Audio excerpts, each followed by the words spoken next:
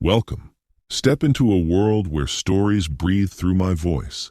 Leave everything behind, find your perfect spot, and let's begin. The Stalls of Barchester Cathedral.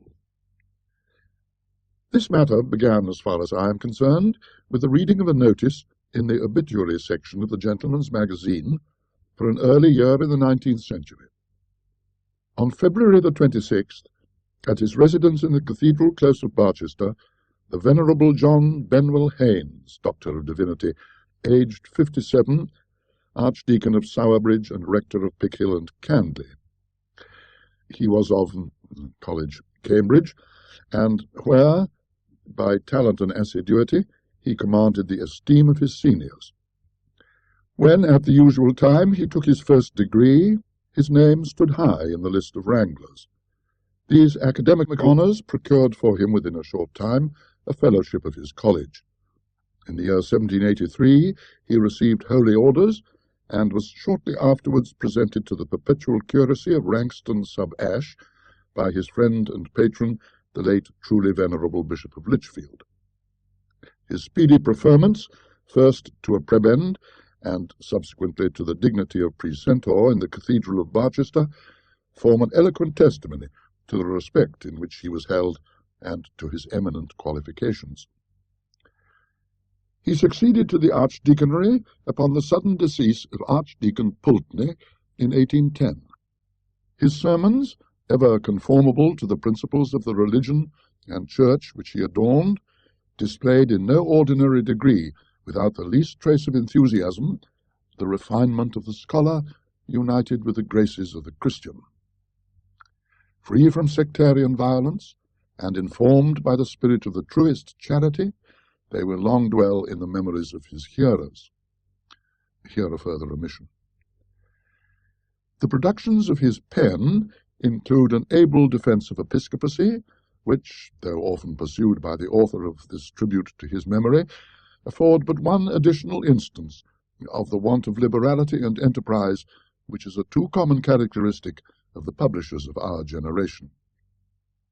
His published works are, indeed, confined to a spirited and elegant version of the Argonautica of Valerius Flaccus, a volume of discourses upon the several events in the life of Joshua, delivered in his cathedral, and a number of the charges which he pronounced at various visitations to the clergy of his archdeaconry. These are distinguished by etc., etc. The urbanity and hospitality of the subject of these lines will not readily be forgotten by those who enjoyed his acquaintance.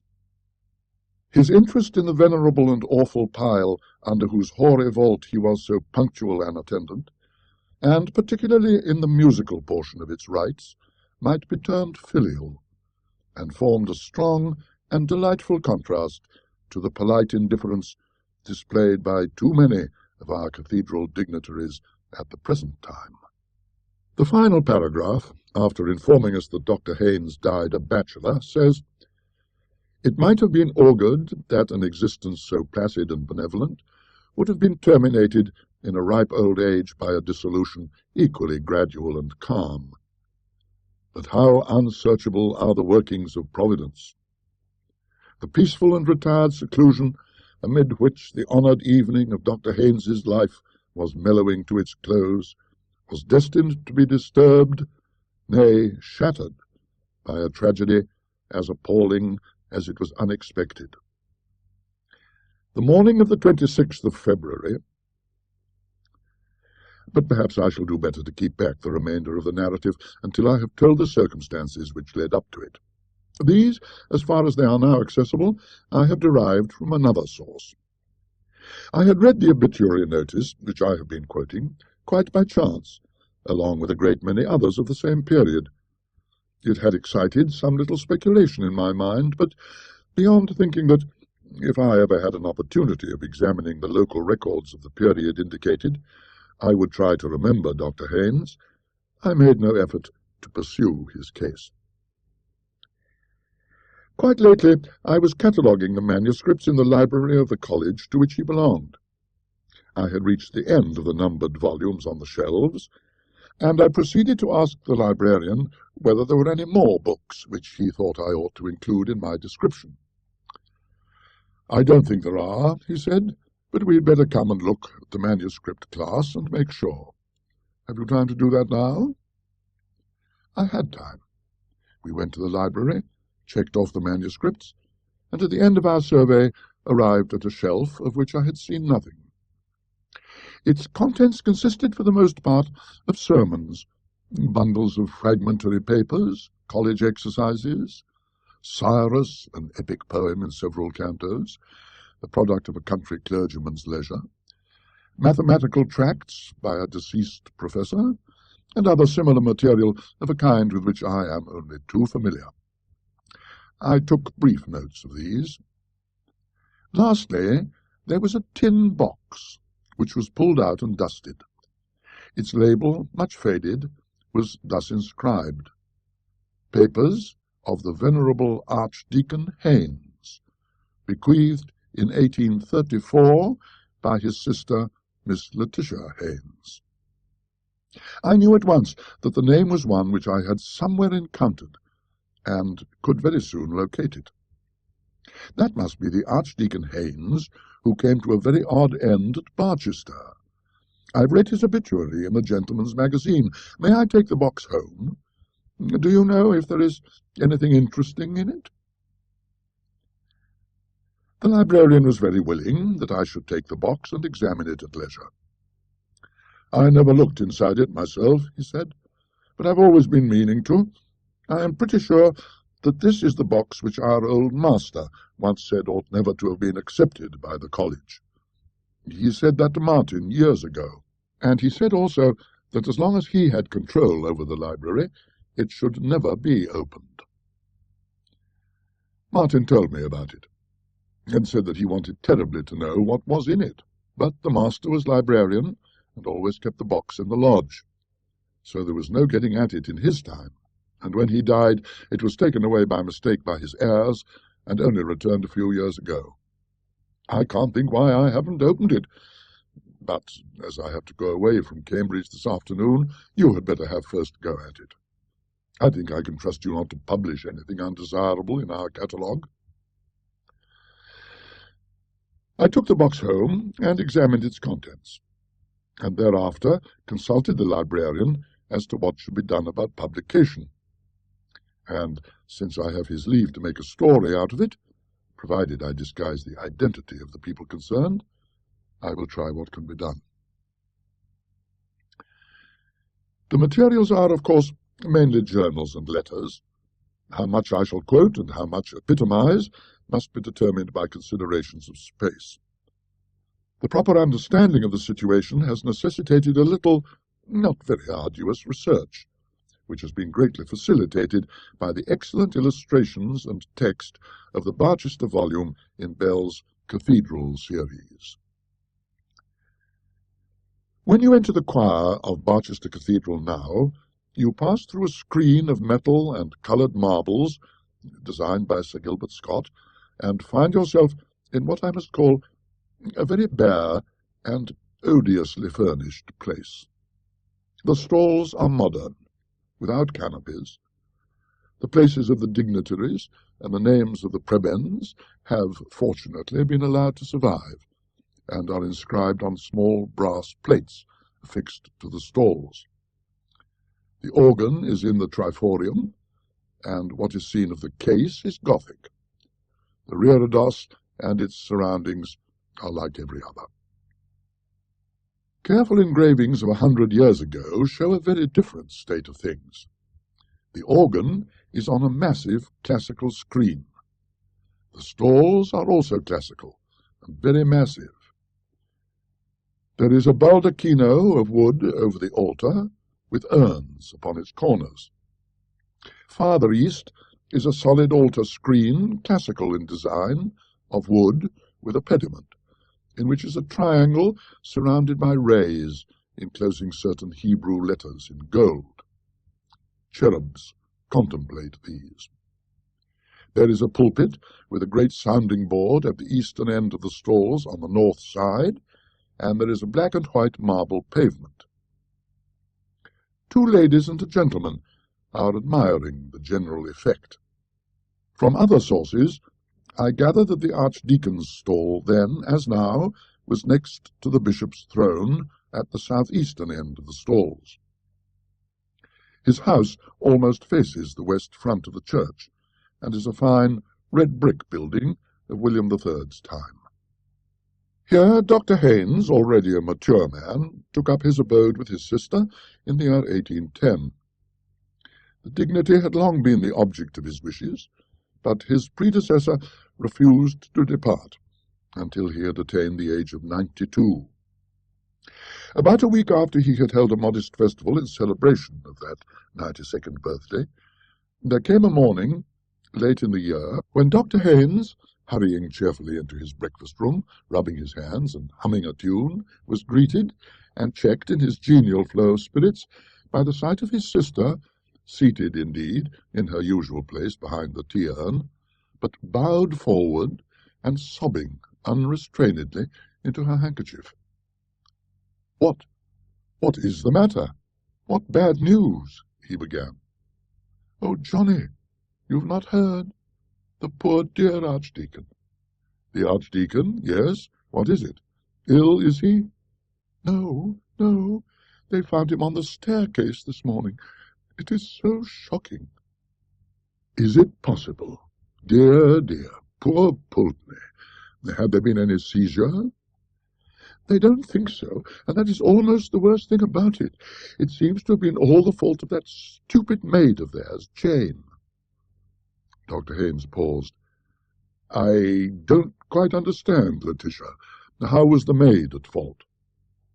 "Why, as far as I can make out, there was a stair-rod missing, and she never mentioned it. And the poor Archdeacon set his foot quite on the edge of the step.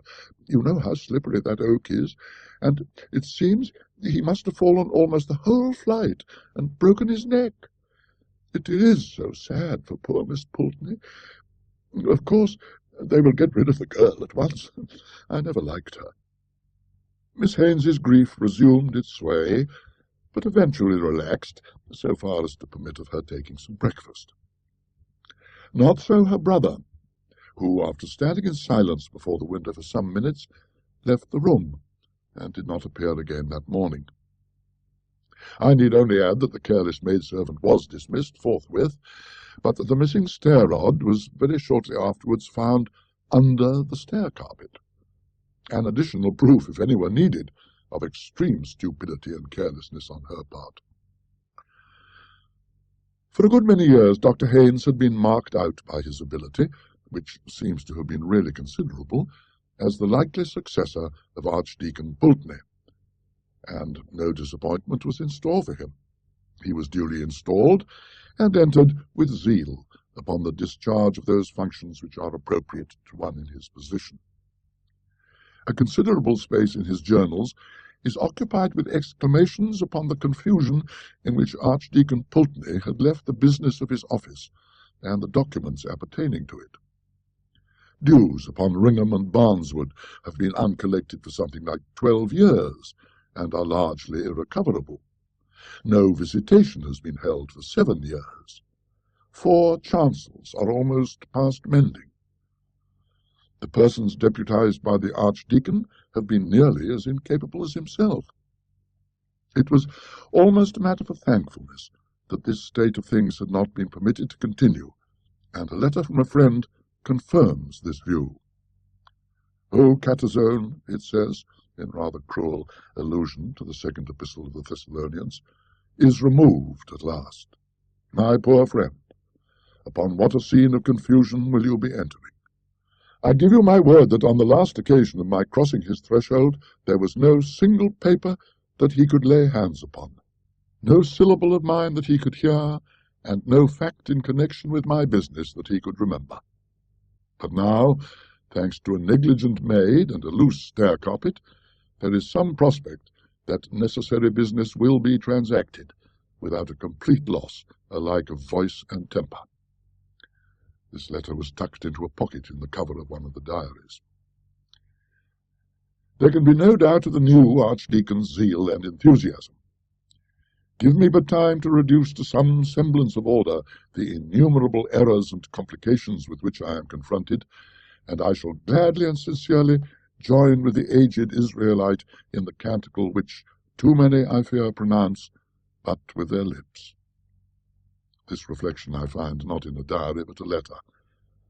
The doctor's friends seem to have returned his correspondence to his surviving sister. He does not confine himself, however, to reflections.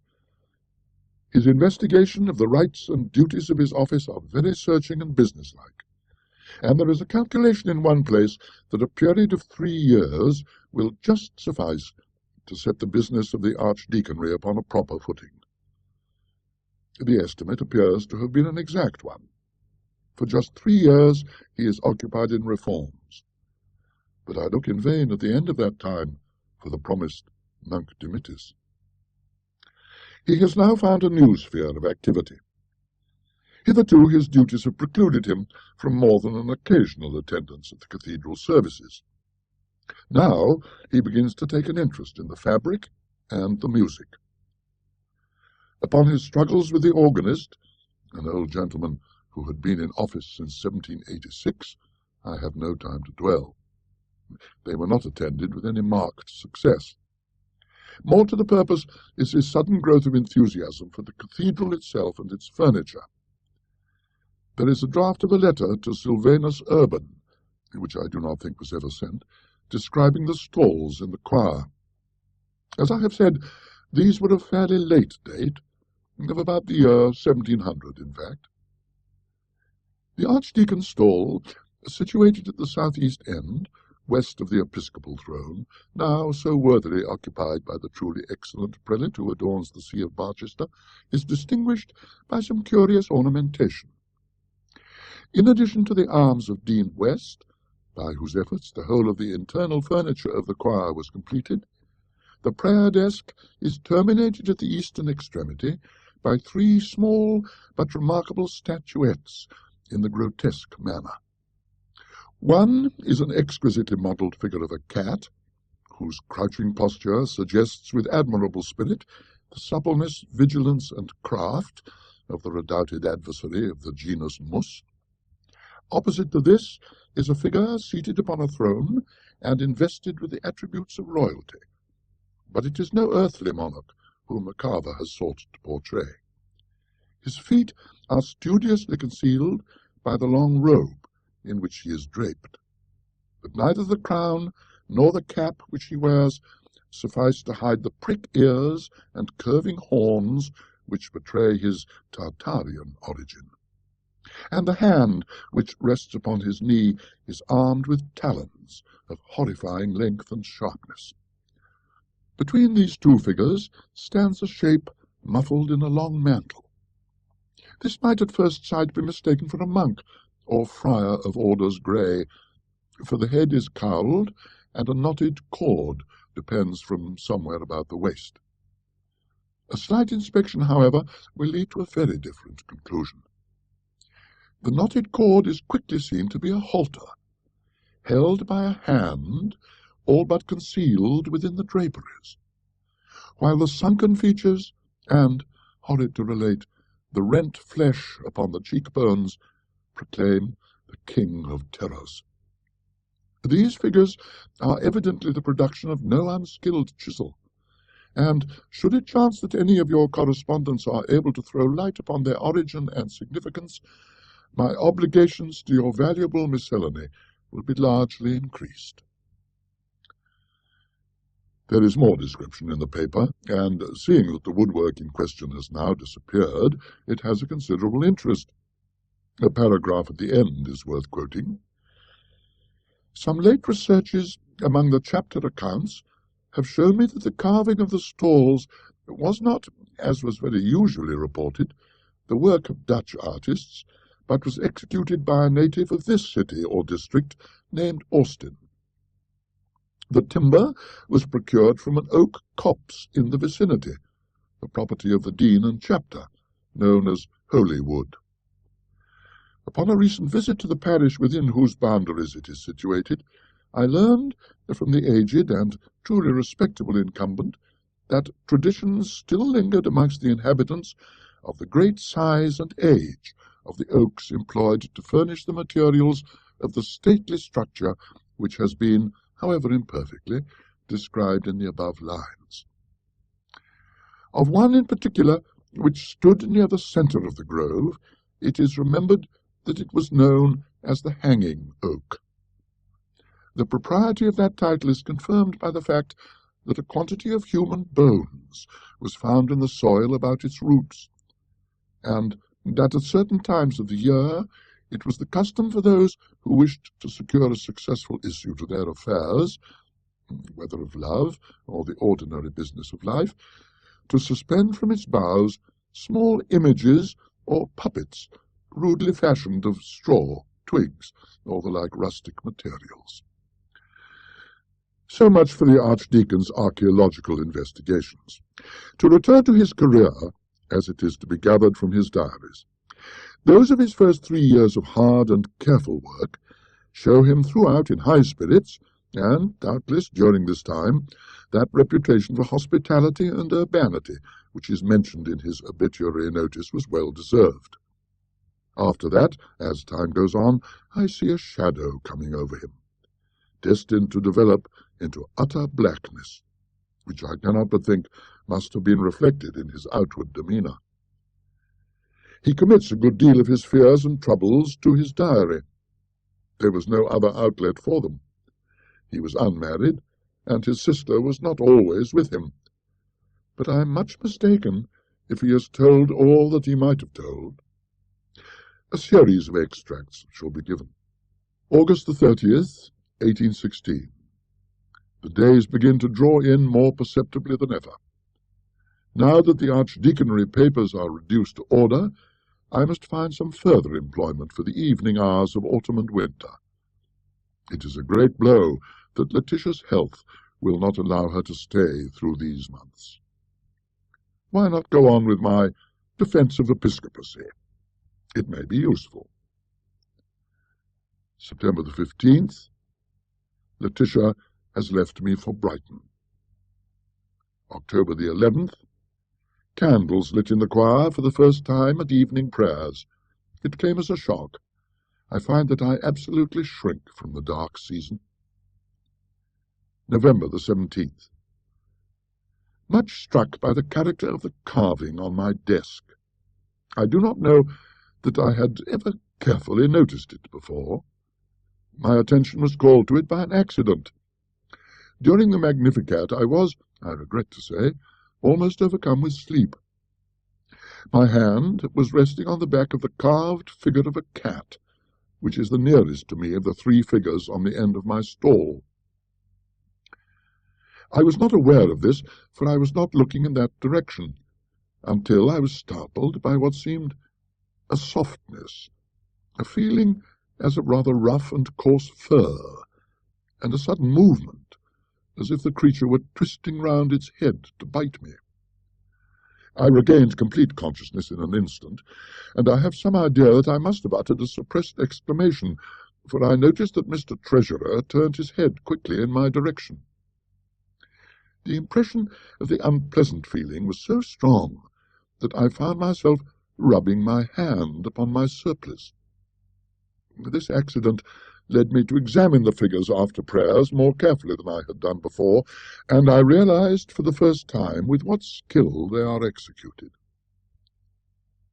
December the 6th. I do indeed miss Letitia's company. The evenings, after I have worked as long as I can at my defence, are very trying. The house is too large for a lonely man, and visitors of any kind are too rare. I get an uncomfortable impression when going to my room that there is company of some kind. The fact is, I may as well formulate it to myself, that I hear voices. This, I am well aware, is a common symptom of incipient decay of the brain, and I believe that I should be less disquieted than I am if I had any suspicion that this was the cause. I have none whatever, nor is there anything in my family history to give colour to such an idea. Work, diligent work, and a punctual attention to the duties which fall to me is my best remedy, and I have little doubt that it will prove efficacious. January the 1st. My trouble is, I must confess it, increasing upon me. Last night, upon my return after midnight from the deanery, I lit my candle to go upstairs. I was nearly at the top when something whispered to me, "Let me wish you a happy New Year." I could not be mistaken. It spoke distinctly and with a peculiar emphasis.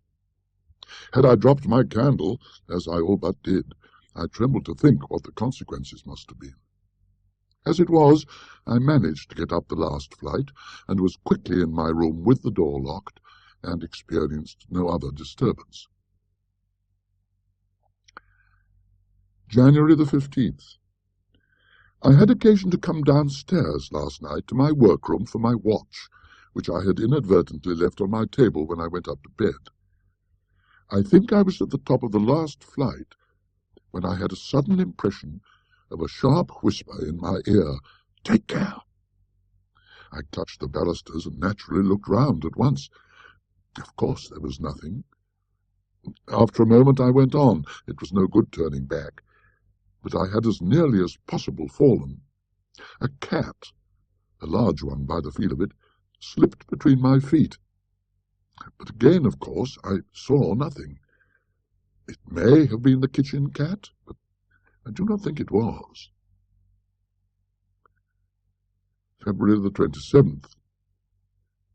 A curious thing last night, which I should like to forget. Perhaps if I put it down here, I may see it in its true proportion. I worked in the library from about 9 to 10. The hall and staircase seemed to be unusually full of what I can only call movement, without sound. By this I mean that there seemed to be continuous going and coming, and that whenever I ceased writing to listen, or looked out into the hall, the stillness was absolutely unbroken. Nor, in going to my room at an earlier hour than usual, about 10:30, was I conscious of anything that I could call a noise. It so happened that I had told John to come to my room for the letter to the bishop, which I wished to have delivered early in the morning at the palace. He was to sit up, therefore, and come for it when he heard me retire. This I had for the moment forgotten, though I had remembered to carry the letter with me to my room. But when, as I was winding up my watch, I heard a light tap at the door, and a low voice saying, "May I come in?" which I most undoubtedly did hear, I recollected the fact and took up the letter from my dressing-table, saying, "Certainly, come in." No one, however, answered my summons, and it was now that, as I strongly suspect, I committed an error, for I opened the door and held the letter out. There was certainly no one at that moment in the passage, but in the instant of my standing there, the door at the end opened, and John appeared, carrying a candle. I asked him whether he had come to the door earlier, but am satisfied that he had not. I do not like the situation. But although my senses were very much on the alert, and though it was some time before I could sleep, I must allow that I perceived nothing further of an untoward character. With the return of spring, when his sister came to live with him for some months, Dr. Haynes's entries become more cheerful, and indeed no symptom of depression is discernible until the early part of September, when he was again left alone. And now indeed there is evidence that he was incommoded again, and that more pressingly. To this matter I will return in a moment, but I digress to put in a document which, rightly or wrongly, I believe to have a bearing on the thread of the story.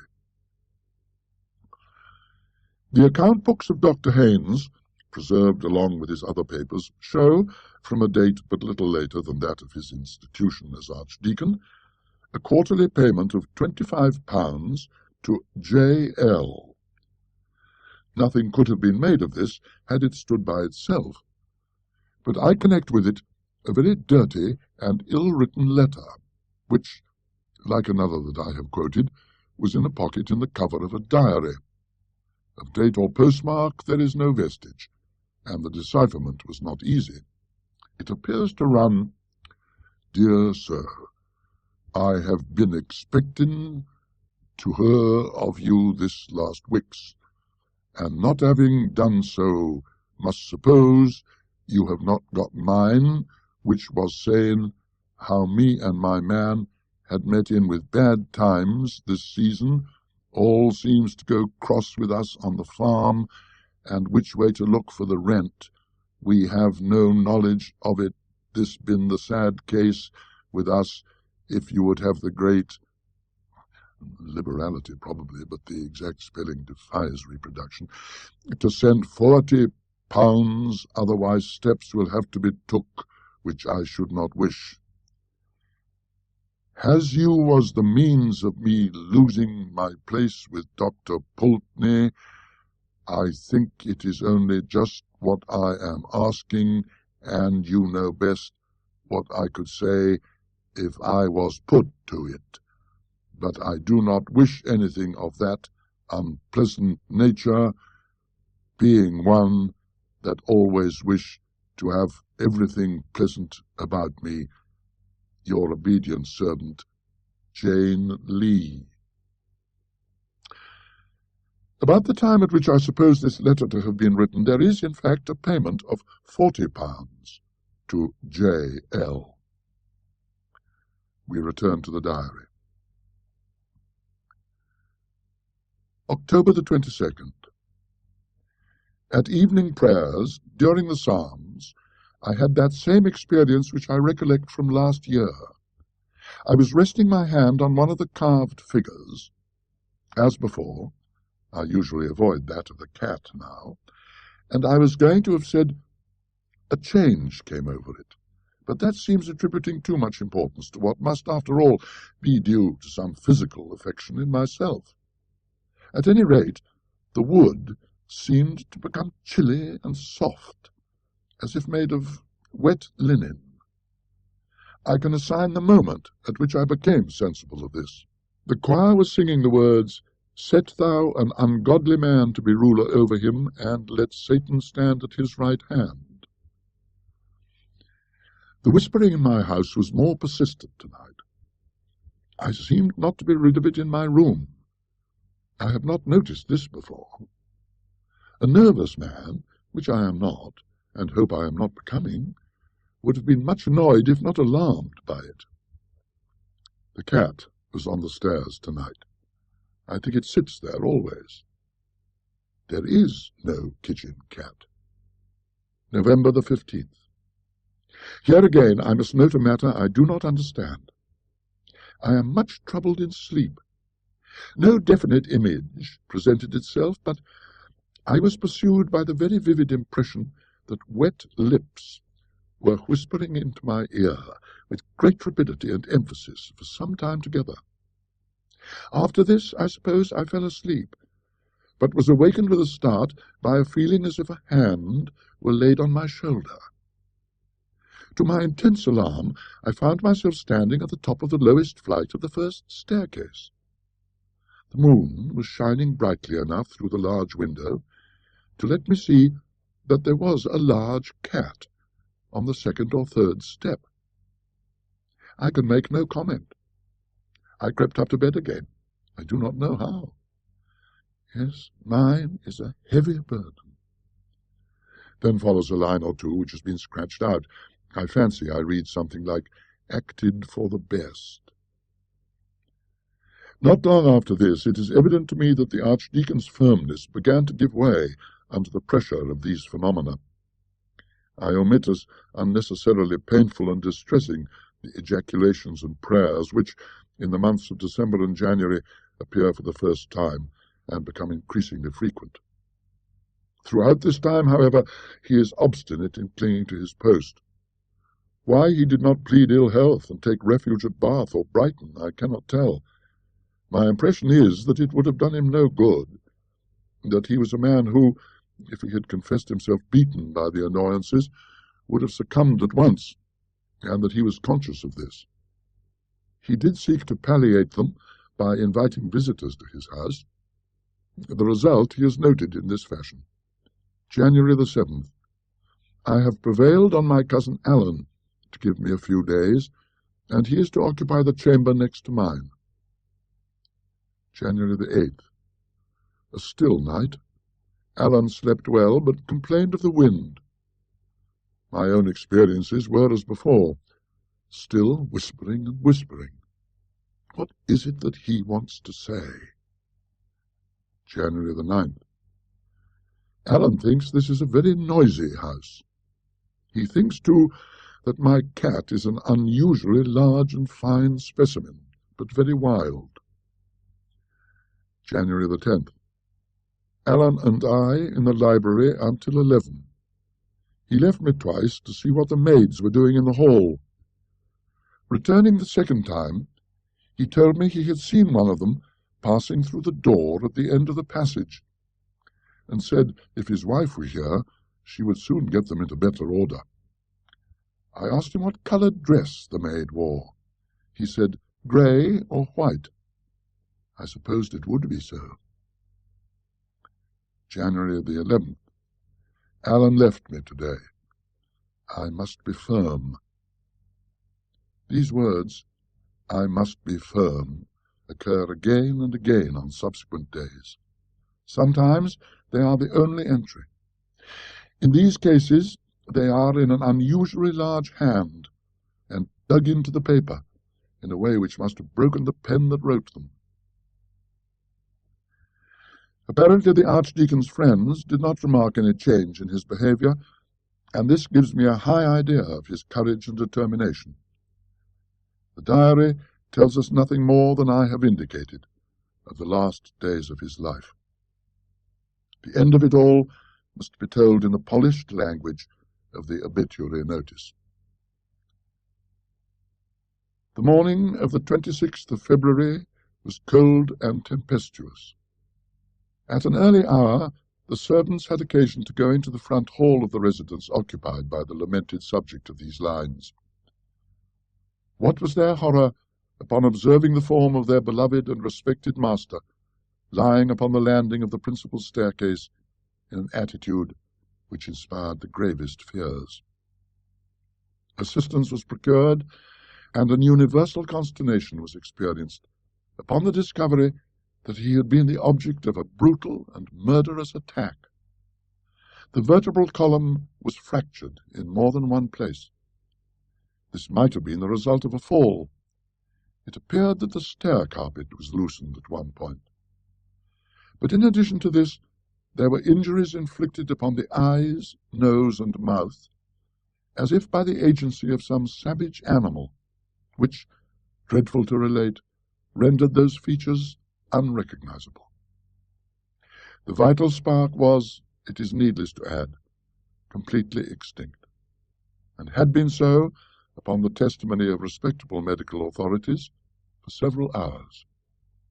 The author or authors of this mysterious outrage are alike buried in mystery, and the most active conjecture has hitherto failed to suggest a solution of the melancholy problem afforded by this appalling occurrence.